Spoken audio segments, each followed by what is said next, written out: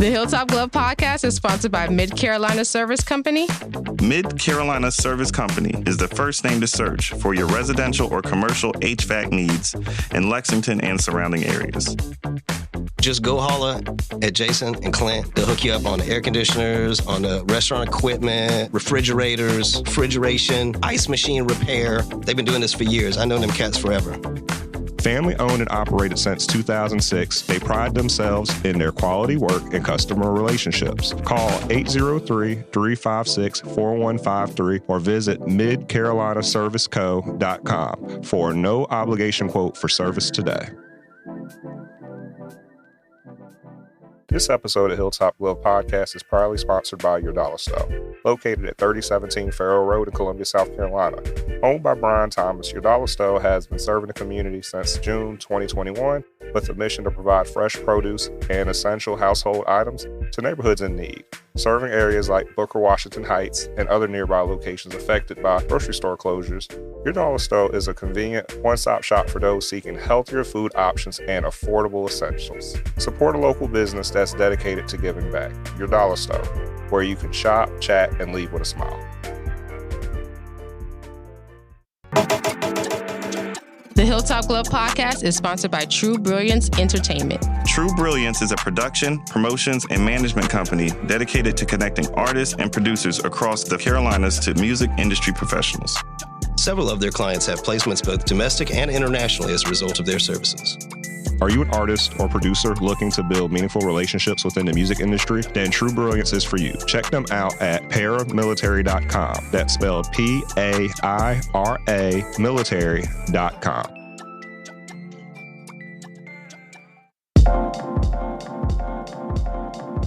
Welcome to the Hilltop Glove Podcast. Welcome to the Hilltop Glove Podcast. Welcome to the Hilltop Glove Podcast. Welcome to the Hilltop Glove Podcast.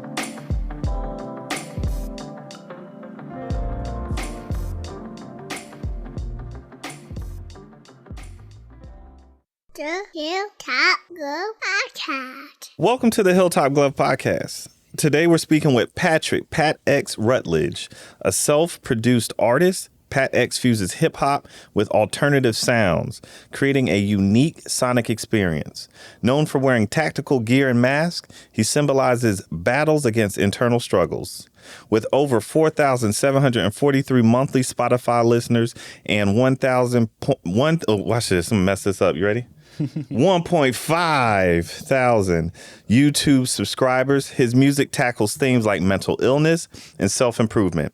His upcoming album, Between Two Planes, releases on April 12th, 2025, featuring 5 original songs with alternate. This is crazy. I read that, and I'm not gonna lie, my fault, y'all. This is a little break from the norm. I read that before when I was looking at your stuff, and I was like, it's gonna have alternate versions. This is gonna be interesting. And it's released 11 days after my birthday, so I'm definitely gonna be checking that out. PATx is a University of South Carolina graduate, founded Psyche, a company that values deep conversation and creativity. Besides music, he is also a visual artist. Today, we'll learn about his artistic journey and vision. How are you doing today, my brother? How you feeling? I'm great. I'm feeling good. That mint was a mistake because now I'm like salivating. Other than that, I feel great. Well, we're going to start with a disclaimer. We do know PATx. We worked with him, seen him in the past. He's really well known in our community. Awesome artist and etc. Obviously, we aren't going to sugarcoat too much. We're going to be really mean to him today. We're going to be really harsh in the interview. We are not going to allow him to have any easy questions. I'm going to ask him about his sex life and all that good stuff, all the baby mamas out here that we know about, and we're going to keep it real grimy. Is that okay? That's good. That's good. All right, so let's roll. So first things first, we just like to start each episode with a little bit of history. If you could just let our audience know what it was like growing up, who influenced you as a child. Yeah, for sure. So my neighbors were cows. I'm from Lancaster, South Carolina. Dang! I grew up in Heat Springs, Kershaw, Camden. Like, that's my neck of the woods. You feel me? Yeah. I was a kid that played in dirt and like played with bugs and all Oh, you of for that. real? All right. No child exists anymore. You know what I mean? That was me. Yeah, and so a lot of my, I guess, creativity and explorative nature just came from the fact that there wasn't like much around me, you know what I mean? So you kind of have to depend on creativity and occupying yourself. Literally getting it out the dirt. Yeah, there you go. So yeah, that's kind of my upbringing geographically. I'm in the Bible Belt, so Southern Black Baptist, you know what I mean, which kind of prematurely gave me an in with music, and so I'm always grateful to my background. Good point. I feel like I had a lot of like early training that I didn't realize was training, you know what I mean? Because music wasn't my first goal or aspiration. Really? Yeah, it was visual art. Okay. Really? Yeah. You still do visual art? Yes. Gotcha. And I'm reintroducing myself to it. Of course, I would do like the cover arts for like my music. Yeah, that's what I was. All that good stuff. Yeah. But now I had a little bit of a crisis where I was like, man, everything I do is digital, and so like nothing, like 90% of what I make like doesn't actually exist In the real world. You know what I mean? So It's I in started electric. picking up some more of these canvases and like doing stuff with my hands, and so that's part of the reason why the album release is also going to be an art installation, just to fully encompass Nice. all of those mediums. But yeah, that's my background. Do you have siblings? I have an older sister. I thought she was like, if not the devil itself, Oh, Lord. a high tier employee of it up until I was like, You know they got those. until I was maybe like 15 or 16. I love my Okay. sister now. We have a great relationship. But I say that to say a lot of my childhood is comparable to like an only child, because we would actively avoid each other. You know what I mean? It would say like the typical 1990s brother-sister relationship. Like Yeah. older sister, younger brother relationship where they're giving you nuggies and being mean and kicking you and stuff For like sure, that. but it is a little bit deep, you know? Oh, Lord. Oh, Lord. Oh, Lord. Oh, Lord. And I'm sure from her perspective, I was just like the annoying little brother. Yeah, From my yeah. perspective, I was like, you are evil. You are being mean to me. Shout out to my sister. Shouts out. All that sibling love. And so, cause I have an older brother. I don't got older sister, but I have an older brother. Sure. And so, growing up, I used to always tease that my older brother is mean. He's so mean to me. He doesn't let me do what I want to do. And he had to follow him around all the time. And I can't go where I want to go. Little did I know, he ain't had no choice. I had to go with him wherever he went, because my dad made sure that was occurring. So I thought it was a forced action, but it wasn't. For sure. She dodged a little bit of a bullet, because anytime I would go to a certain grade, she was just leaving, you know what I mean? And so she graduated high school whenever I was a freshman in high school, so she kind of dodged that aspect of it. But and that probably kind of played a role into why our dynamic was a little bit different. Obviously, yeah. And you wouldn't know. Yeah, that's my dog now. That's your dog. That's what I'm talking about. So how did you get into music? Funny enough, I was forced to be on the choir as a kid, and I hated like leading songs. It would be like super embarrassing. And so I was like, what can I do to like not have to lead songs anymore on the children's choir? So I was like, I'm gonna join the band. Oh, little did you know. Little did you know. And so I started playing keyboard alongside Alan Vinson, one of my early mentors. And so he taught me keys, and then he gave me this really old program back when you would like install stuff on CDs, called Acid Pro from Lord, acid. I love acid. I think like 4, so like 2 years before I was even born, this program was created. Then I started making beats. And then I started making beats for like local rappers in the Lancaster area. And then I would just kind of like BS and like freestyle with them and like goofy stuff. And somebody was like, you should try it like for real. Yeah. And the rest is history. So, it's a question. When you're making beats, originally when you first started, do you still have some of that material? Yes, I have, well, with the exception of the sad story of losing my hard drive recently. Everybody's got one of those I stories. do still have a lot of like the earlier stuff. So like the very first song I made with somebody else, shout out A.R. Shad, he sent me his vocals through Uvu because I didn't have a microphone. Dang. When I say like we're grassroots, like we was really out here, you know what I mean? But yeah, I have all of the earlier beats I made back when like you would just put stuff together and it would sound how it sounded. Did you use hi-hats and snares in all of your music?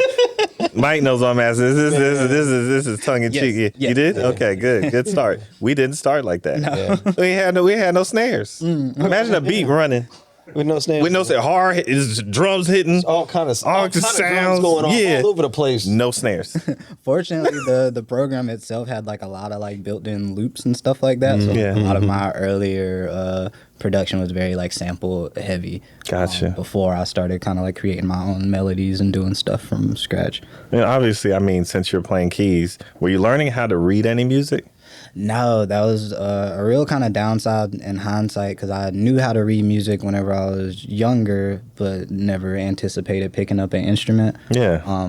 So yeah, I'm fairly illiterate when it comes to reading music. I know like scales and I can use certain like verbiage if I need to talk to somebody that's classically trained, but nah.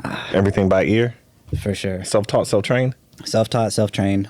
If you gave me some sheet music, I could get it back to you. It would take like a couple days. But I could process be wrong, it. you know what I mean? But process. If I had to, I could maybe read it with a calculator.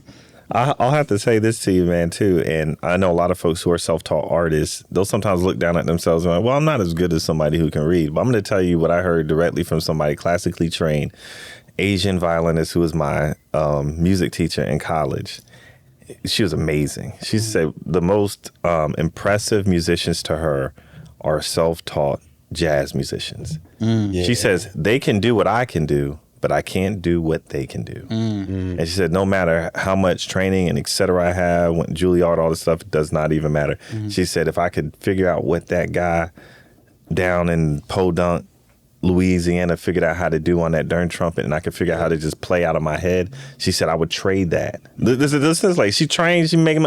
I would trade that for that ability. For sure, it's like it's apples to oranges. You know what I mean? In the same way, like there's different disciplines in like hip hop. You know what I mean? Like a battle rapper may not transition to recorded music. You know right. In the same way, I probably wouldn't hold my own in their medium. So yeah, same thing with like classically trained people. They may have difficulty like at a jam session. Oh yeah, there's no jam going on. Whereas somebody that's can kill it in a jam session may not do well in a something that's a little bit more polished, like a recital or something. Yeah. So you can't really judge a bird by its ability to swim. Facts.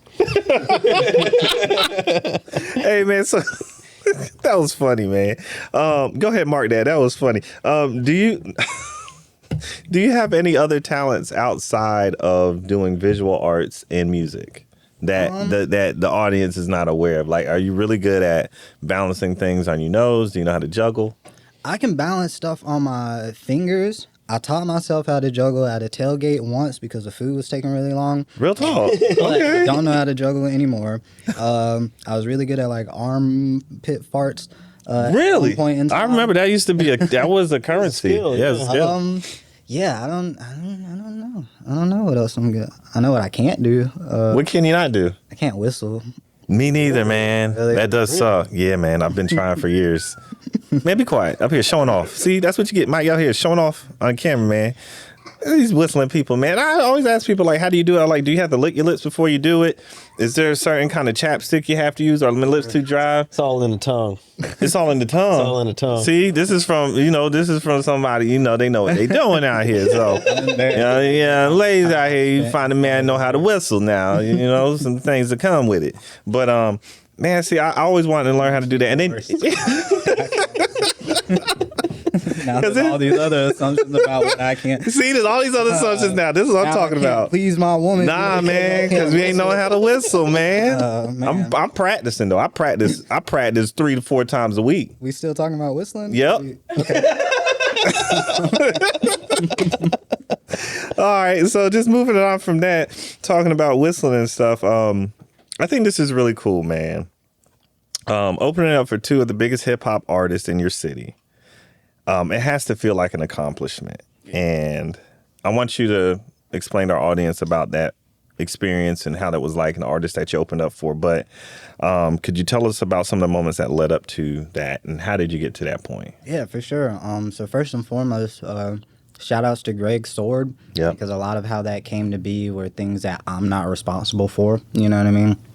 Like, granted, I've put in the work and this, that, and the third, but a lot of the doors that you get in aren't necessarily your foot that kept them open. You know what I mean? Preach. So shout outs to Greg Sword first and foremost.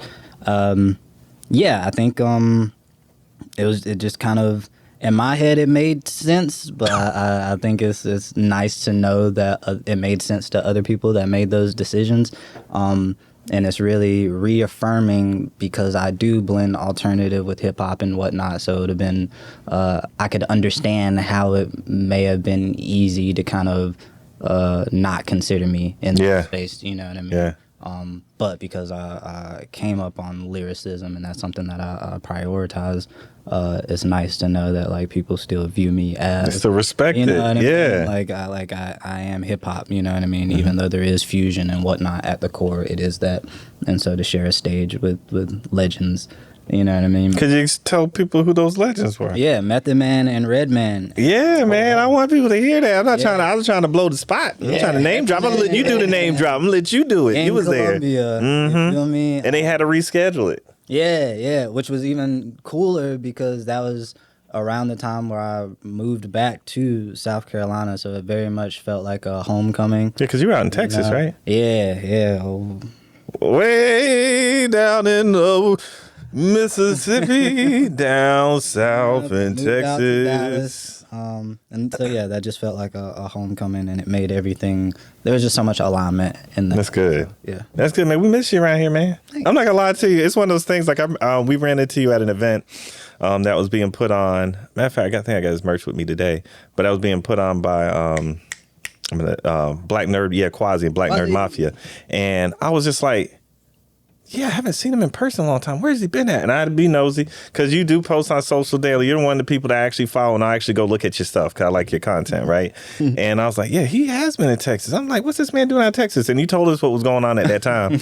And I was just like, all right, he'll be back soon. He'll be back soon. We'll get him back. We'll get him back in town. So it is good to have you back, man. Thank you. I'm not going to lie to you because there's certain energies and certain artists that you have in the community that add a lot to it. They give it good heft and positivity. And so it's good to have you here and being back home. But that moment, just being on stage and being able to open up for such legends, what was the response from the community? In your opinion, like, did you see a change from the response of the community towards you? And what were the positive net impact of it to your career? Anything, like I said, I just keep coming back to the word of like reaffirming. And alignment, you know what I mean? The people that were there, majority of the people that were there are the same people that would come to a hole in the wall show. Hey. You know what I mean? Yeah. And so it never felt disingenuous. That's the right people word. That have been around. Now, granted, you know what I mean? And anytime I attached, Method Man's name to something, there were some people that came out of the woodworks, but at no point did it feel like fake love. Fabricated. You know what I'm saying? Right. Or like fabricated. Granted, once again, there were some family members that's like, can you give me a ticket? Blah, blah, blah.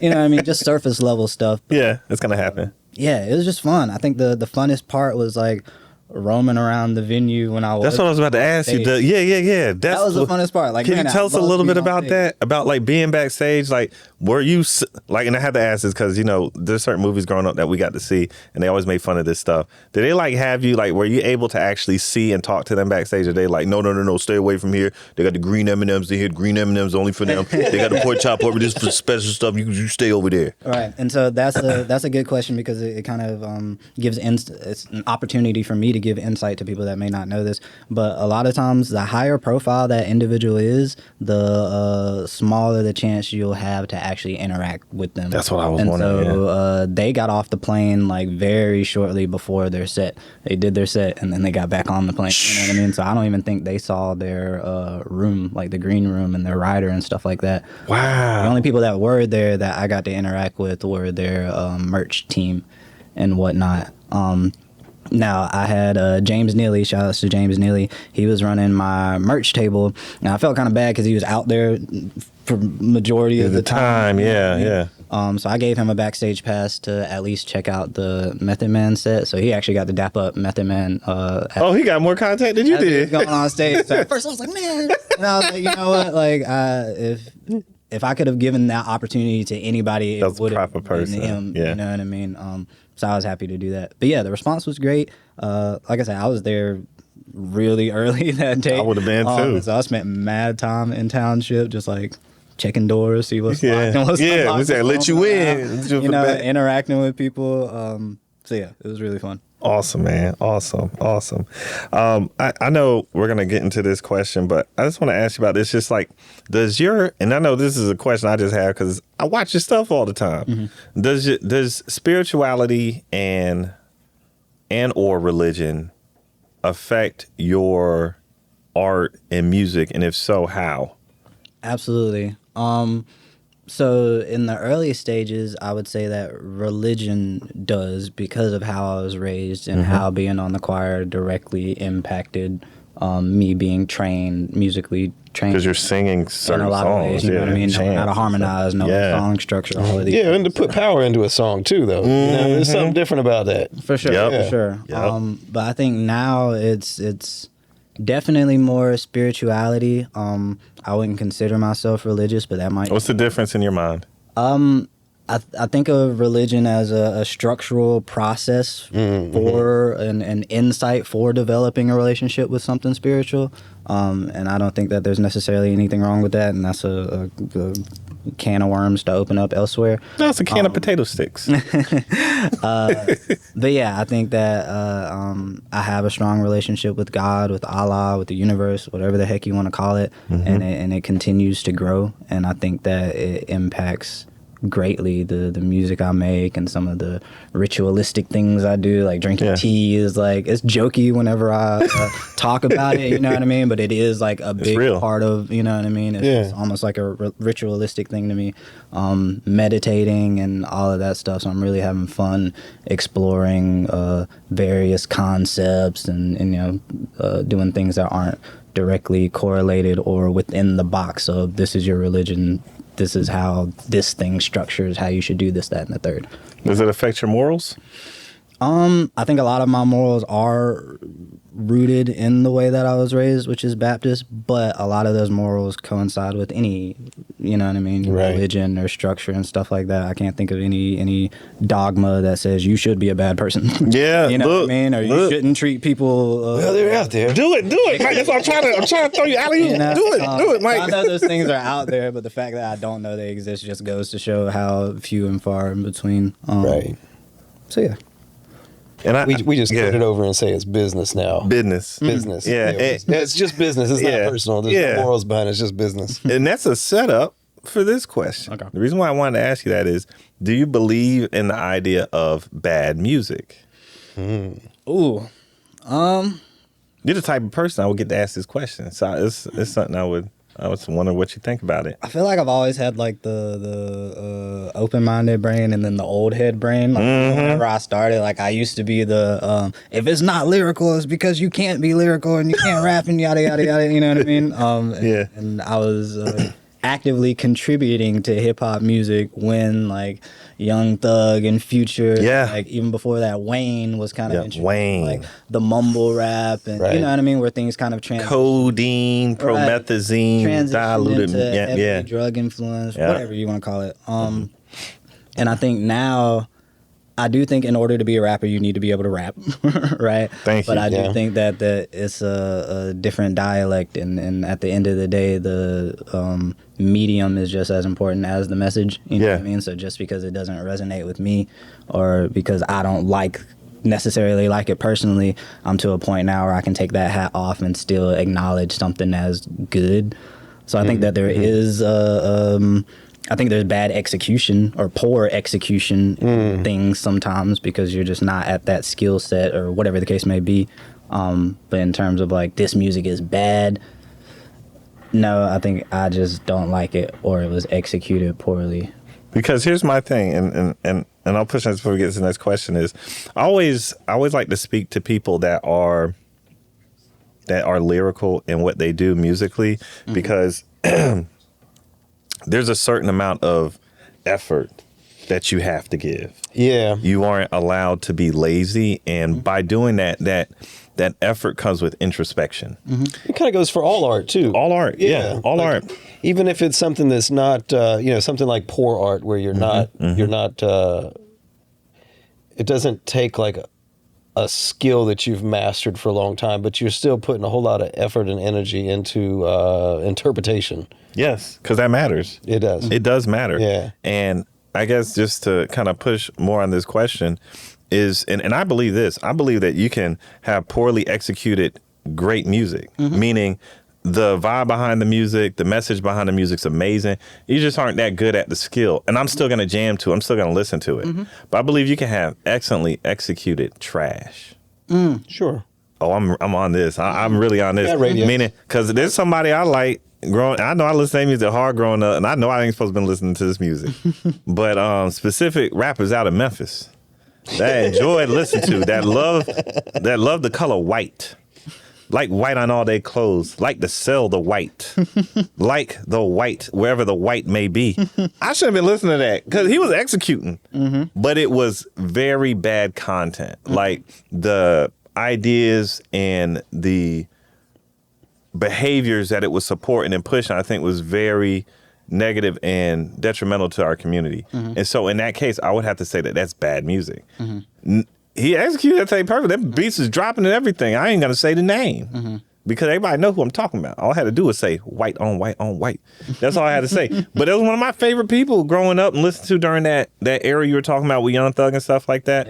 And coming out of the Wayne era, this was one of my favorite rappers to listen to. And like going back and listening, I'm like, that's probably some bad. Are we influences. just getting old though? Because I remember. Nah, he our age.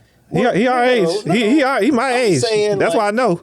Back in the day or something, like say Pac, right? Yeah. Might be talking about violence or something, and my argument would be, but he's just talking about what he's experienced. I think it's intention too in the music that you're pairing with it, so now it's kind of like that's a breakthrough. It's this confluence, right? And so now we have something that sounds like it gives off a certain energy musically, right? And so that negates sometimes the content psychologically, It's like, this sounds like a bop, and so I'm a little bit more forgiving to the fact that it's talking about crime or drugs or whatever the case may be, whereas pimp slapping. Earlier there might have been a little bit more intention with the music matching the content. I got you. I'm gonna agree with you on that one, because even like with Pac is, again, he is a very interesting case study, because part of it is the management he was under at one point. Then you go in jail and you come back out and you're with this other management that kind of pushes thuggery. Oh yeah. And so like in order to fit in and be around those people, this is what they request you to make. And I understand this from being a DJ. I'll put it like this. I used to, when I first started DJing in Charleston, and Mike, I remember when you came, now you got to see this stuff and experience this. When I first started DJing in Charleston, there was a place that I worked at. And in that place, I worked for a gentleman. Again, I ain't saying no names. You'll see why I ain't saying no name. But I used to work for this guy. He's an Italian fella. And he used to actually he used to run the business as a front. Mind you, I figured this out. And he used to want certain type of music played in his establishment in order to facilitate certain behaviors. Okay. Are you talking Baja playlist? You ready? Watch this. No, not even that. Watch this, Mike. It's gonna mess you up because Skip know what I'm about to talk about. But he used to like, again, I already told you, one of my favorite artists, white on white on white. Well, this guy, he liked that white on white on white to be pushed out of his establishment. And so he wanted certain music to be played to allow for frequencing to the bathroom. And then also, he was a really big fan of early 1990s gangster music, and he wanted to hear it when he was in the establishment. And so obviously I'm being paid, I'm doing a job. I got you. I'll go ahead and make sure the playlist is looking like that. And what I noticed is, as I followed his playlist as opposed to what I would normally play for a group, violence upticked at the spot, at the club. One of my first fights I ever had as a DJ at a club, I was playing Bone Thugs and Harmony. About to say. And I was following it up with some Tupac and my N-words. And as the music was crescendoing and stuff like that, doing this thing, literally these people just started fighting and they rolled on downstairs, broke windows, etc. One guy pulled a knife, the other guy went and go get a gun. Mm-hmm. And I was like, at that point in my mind, this is when Tupac's fault. This is when I started thinking about the whole idea of, is music bad or good? Mm-hmm. Because I know there's a certain format that you can play that doesn't elicit that type of response out of people. Mm-hmm. And so I started at that point, and I was only 18, 19 years old. I'm like, okay, there is power in this stuff that I thought was just innocuous. Mm-hmm. Like, I would just listen to a song. It's just a song. It's not going to hurt anybody. It can really cause problems. And so the reason why I say this, especially with you, and I always like to talk to my brothers that I feel make good music, I think we have a responsibility too, as folks who are purveyors of good culture and moral culture, or culture that promotes balanced, fruitful growth, to be defenders of it. For sure. There's so much. We can't be weak. There's so much. We can't be weak sauce. There's so much to unpack there, and I think our genre in particular is super interesting because one, is ubiquitous, right? Mm-hmm. Two, it transcends music. It's culture now. Yes. All of these things, and so because it's culture, that brings all these other contributing factors to it, to where we can't just say, oh, that's the issue, or this is the issue, this, that, and the third. But I think a lot of it comes down to like self-awareness too, right? The more conscious you are of self and understanding yourself, the less you are susceptible to certain energies and whatnot, right? Preach. And so I have my guilty pleasures that I know, hey, let me like stop listening to this because then I'm going to chant it. Yep. And now that's my mantra for the day, and no wonder why I'm pissed off, right? And so somebody else might not know that. They may not know it, yeah. Someone might not have enough self-awareness to know, like, hey, we're in a room with like 200 strangers dancing around, drinking, smoking, talking about killing each other, you know? Yeah, white on white. I dissociate and realize how weird that is. Somebody else might be turning up, you know what I mean?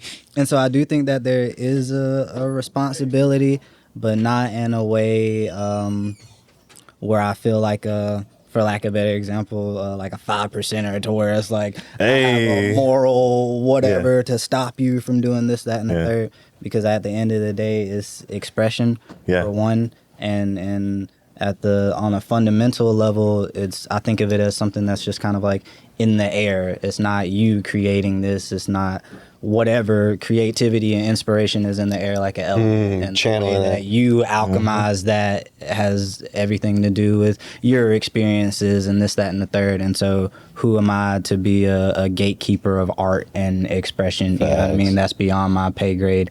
But like you said, if I see somebody else that looks like me, and I know that you're a little bit more conscious than someone else, you know what I mean? Especially because we're so susceptible to kind of like following what's considered black culture and blah, blah, blah. I think I do have a responsibility in being in some of the rooms that I don't belong in. You know what I mean? So thank you. Let me be that lyrical guy that's out of the 20 that are trap artists, you know what I mean? Not to knock them, but there's a kid that's just like me that wanted examples like my music. And so that's my responsibility, I feel. And I'm happy that you said that, because I know with our show specifically being focused on a millennial audience, we're going to eventually have to become the leaders of the future, in the sense of like, we're going to have to be the people to tell the children that this is okay or this is not okay. We're going to be pressing forward what we think our culture is. It's no longer going to be our elders. I mean, you got to be looking at, and I know this is weird to say, it's like, it's weird seeing this from year to year, but like the stalwarts, the foundational leaders that we had in the past, like we're watching these people pass away, and we're watching that old guard of culture also pass away. And so like in 15 to 20 years on the oldie station, they may be playing some Juvenile, some Back That Behind Up. And when we're 60 years old, you're going to see a grandmama out here. Cardi, you ready? No, I'm talking about, she going to be out here whopping with the Cardi B and the Mega, and she's gonna be like, back in my day when I used to break it down, and it's gonna be, we're gonna be, and I'm gonna be looking at it, and I'm gonna go, that was our contribution as a culture. We don't get we aren't getting Dionne Warwick. Like, there's gonna be so many pockets, you know what I mean? It's like when we think about, because at one point I was looking at what are like the top 100 songs for like each era or whatever the case may be, and the same things we complain about now, it's no different, you know what I mean? But there are these kind of small Tutti Frutti examples, you know what I mean? Like Vince Staples' "Sparks Will Fly" was like a top 10 at one point in time. It's like for that song to be up there, that's dope. Huge. You know what I mean? King Kunta, for example. Yeah, that's dope stuff. There's just so many instances where it's like there's never going to be a 50-50 balance, but both things are going to be present in the same way. If everything was super woke and conscious, we might say, hey, we need a little bit of smoke. We need I don't think so. Tension. Of course it would. I don't think so. And I'm not Why would you be fighting for smoke? I'm not condoning violence or anything, but sometimes like it's just necessary to have a little bit of grit. You feel Go ahead, me? devil's advocate. Different types of energy, man. Devil's advocate. Same thing whenever we're taking like political approaches, you know what I mean? You need the Malcolm X's to Martin Luther King's and this, that, and the third. So I think it's just nice to have examples of all of those things and whatever. And that's what the golden age of hip hop was. It was exactly what you're talking about. It was all of that together. Yeah, there's so much spilling out into everything. So you had country artists coming out rapping and stuff like that. And I think that's dope. A little bit more, I think. And I guess this leads right into the question about psyche. And if you could just tell us what your definition of the term psyche is, and how has your psyche changed over the years? Yeah, so psyche was an opportunity for me to kind of branch out of things PATx. I felt like once things took off, then I'm going to dabble more in the film and collaborate with people that it might not necessarily make sense to with the PATx brand and blah, blah, blah, blah. But just like anything else, I was like, music is taking too long. You know what I mean? And I don't want to put these things on the back burner and be 6 years old, you know, and talking about what I could have, should have, would have done. And so I just kind of started doing that. I think everything kind of starts from the brain, right? And we're one of the rare creatures that are aware of their own mortality and have rationale and this, that, and the third. And so kind of using the brain conceptually as like a playground for all of that stuff is the kind of genesis of it. And just kind of using it once again as an opportunity to have spaces like that for where the dreamer and the rebel can be in the same room. Yeah. You know, and the business savvy person can be with the creative, because that's when dangerous stuff happens. That is. Yeah. That is when it's. Yeah. And so just kind of branding that and facilitating that space. So how's that changed for you over the years? Yeah. A lot. And it's kind of going through not a rebrand, but a rethinking now in terms of like what psyche is and how I can kind of contribute to my creative community in the best way. So that's why you probably haven't seen a whole lot of activity from it. There's things that I want to continue to do. There's things I want to do at scale. There's things that still require some more thought in terms of like sustainability and viability. You know what I mean? Yep. Do it again. Viability. Viability. Hey, the ideas are the easy part. Yeah. Right, because obviously we love it. You know, and obviously it's not about the money. The worst thing you can do if it's about the money is start your own business. You know? We ain't do lying. it because we love it. But if we want it to be a business and want it to fulfill us financially as well, those are things. Those are the not fun things to think about. And so that's kind of where I am now. In terms of how it's affected my psyche or just in general, I'm just continuing to grow. I went through a very difficult time while in Dallas and kind of hit a rock bottom in a lot of ways. And I think it was necessary for me to have the amount of clarity that I do now. And it had to come in that way, because if it's something I could have volunteered for, I definitely wouldn't have. Of course not. So it came in the form of what I thought was an opportunity, and then it was just a hard reset. And now we're here. Yeah, and I like how you explained it to us at the event, but I was reading something about the need for creatives to, and I say like suffer, but to run into hardships, to actually see if this is something you want to do, but to give yourself to do a hard reset. And I'm happy you said reset, because when people hear that word and they hear reset or hard reset, they think that it's something that is an extreme negative. And it's not. It's actually not. It's a great opportunity if you look at it with that perspective. And I've seen many people take those chances and turn them into gold mines. So for our audience to hear it from somebody specifically that has had some modicum of success or the ability to do their art in a way that, I mean, I hate to say it, I have never seen you on the side of the street homeless. So for that to occur, it's good for people to see. They're not knocking that wood. Yeah, knocking that wood. But it's good. The economy is not doing the best. Be quiet, Mike. Where we in right now, that's right around the corner at all times.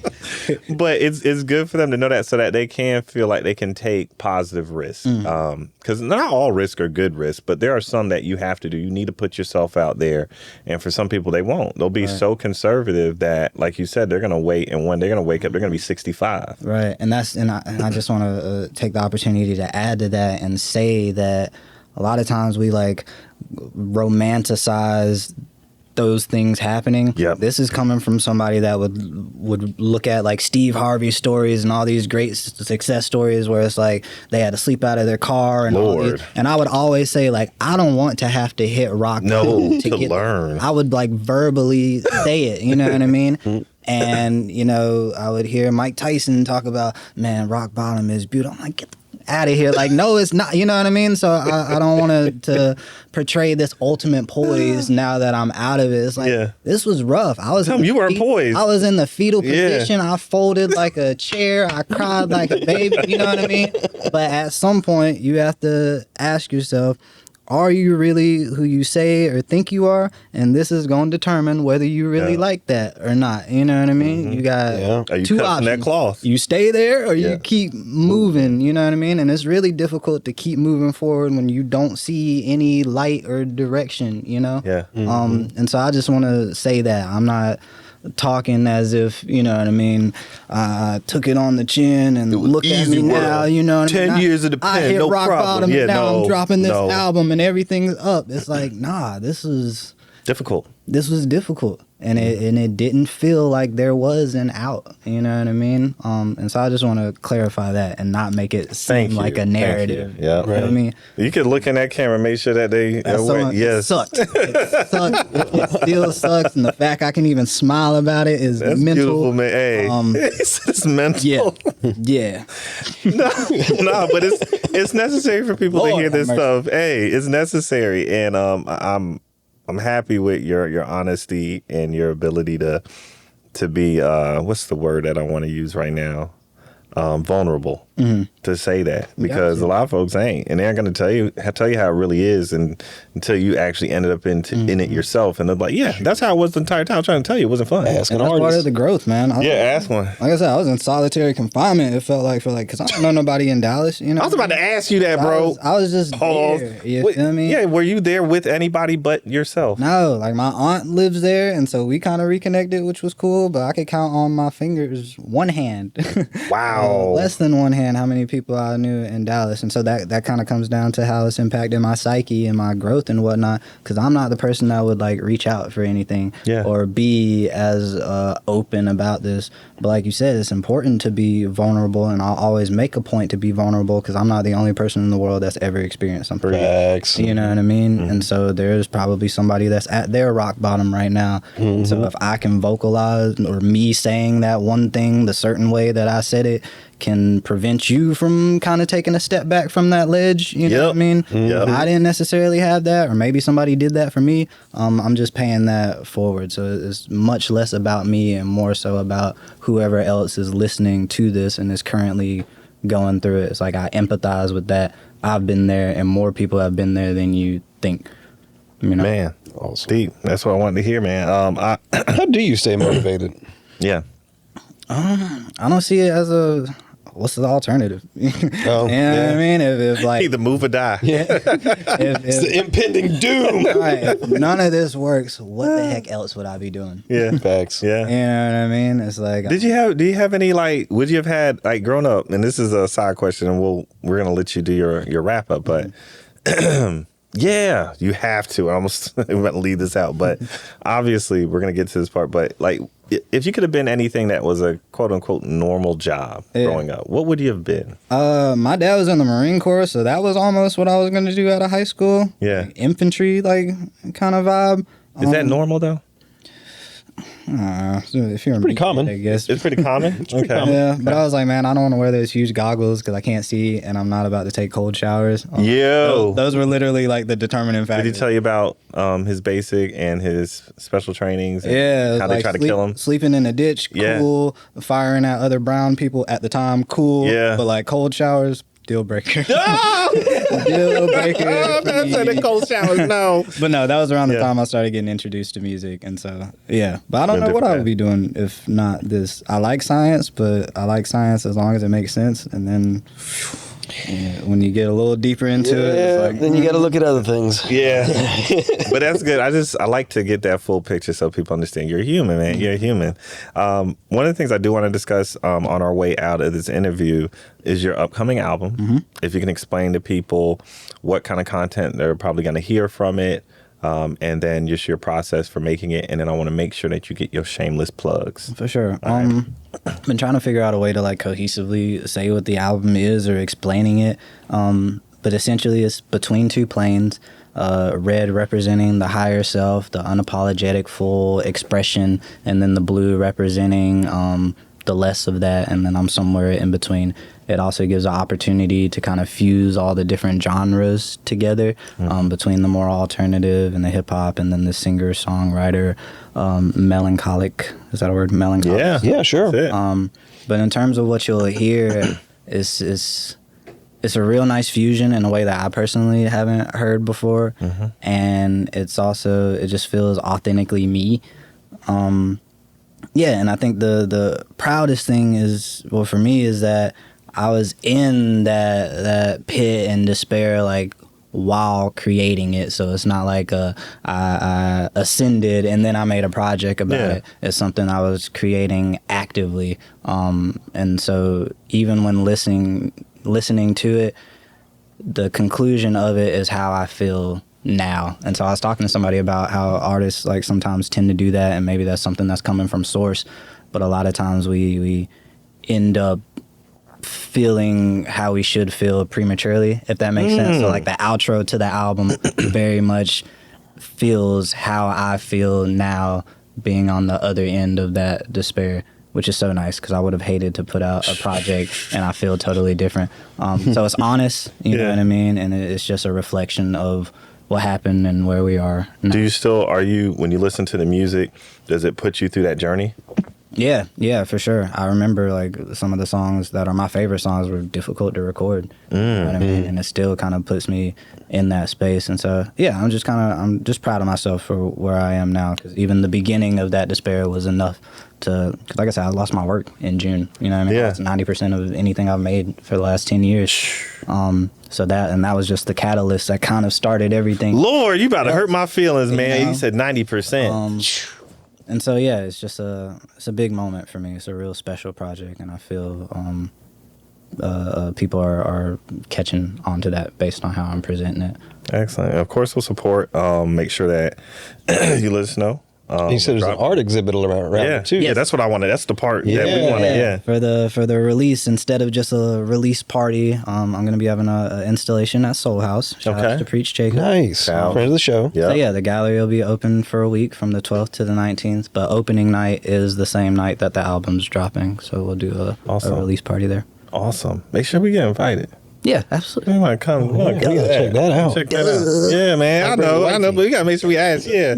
And if you could just, for our audience, let them know about anything outside of course, the album drop that you got coming out, anything else that they might want to pay attention to, how they could follow you on your social medias, how they can get to your music and or your art, and make sure that they are participating in your movement. A lot is in the works.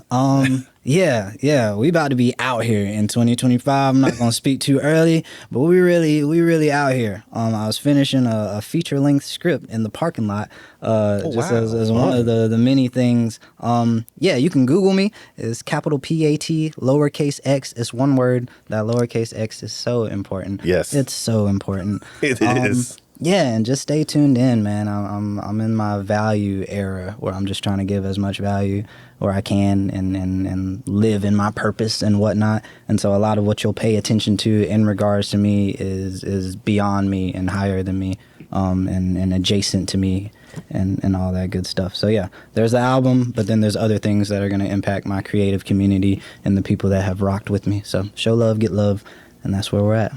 Excellent. Awesome. Excellent. Well, yeah. You ready? I know he said this, but tell them just to make sure they can follow you on Instagram and Facebook. The gram is I am PATx because I am PATx. So I chose the handle I am PATx. Mm-hmm. On TikTok is PATx PATx got a TikTok because I am PATx is taken, but I think that's just mine because I can't get back into it. Yeah, I messed up. Man, it happens I did so the often. sign in with Google. Yeah. So Security. TikTok, like give me that handle so it's consistent across the board. But yeah, it's I am PATx. Excellent. Because I follow your stuff all the time, but yeah, really good stuff to listen to. If you want to hear something, if you want some inspiration or something to listen to that's positive, that's on social media, in my mind, and you are of age, make sure you check out. I get in my bag a little bit. Yeah, are of age. Make sure you check them out because I always look at this stuff. I don't listen to many people. I don't follow many when it comes to that stuff. So that's a good cosign for you on that. But for the Hilltop Glove Podcast, this is DJ and what? I'm Mike. Samaya. And our esteemed guest. PATx. And we want to tell you, man, we appreciate you joining us today. Y'all go and like and subscribe us. Yes. We're on YouTube also if you only tune into the podcast. And if you only tune in on YouTube, check us out on the pods. We're on all the platforms. Yeah, your Spotify's, your iTunes. Thanks to this wonderful space, Celeb Studio. Yes. If you're interested in using it for your events or for recording podcasts here, you can call Chef J at 803-667-9058. Her and her husband, Nate, do an excellent job with this space. They're some of our best, I guess we would consider them patrons. They really do make sure, and ever since we met them, they make sure to do a really good job of assisting us in our vision, and they're really about helping the community and the youth community and making sure that we are able to do what we need to do in a professional manner. So as long as you step correct, you do not have to worry about anything. But this is the Hilltop Glove Podcast. Until the next time we see you, make sure you tell somebody next to you that you love them and that you appreciate them. And we'll be signing off. Peace. peace. The Hilltop Glove Podcast.